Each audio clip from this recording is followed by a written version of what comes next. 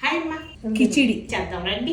ఈ healthy రెసిపీకి glass బియ్యాన్ని తీసుకున్నాను కదా, కడిగి నీళ్లు పోసి నానబెడదాం ఒక హాఫ్ అన్ అవర్. 1/2 కిలో పెసలు, 1/2 కిలో బొలబలు వేసి కమ్మటి వాసన వచ్చే వరకు వేయించుదాం. ఎండుమిరపకాయలు వేసేయండి. బౌల్లోకి తీసుకున్నాము.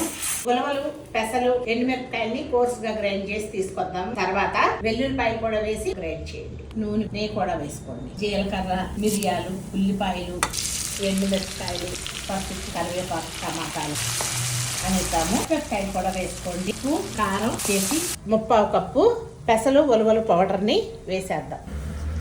అంచండి. 1 గ్లాసు బియ్యానికి 3 గ్లాసుల చొప్పున నీళ్లు పోసుకోండి. నెయ్యి వేసుకొని 2 విజిల్స్ రానిద్దాం. ఒకసారి తిప్పేద్దాం. ఉలవలు, పెసలు, బియ్యం వేసి హెల్దీగా కిచిడి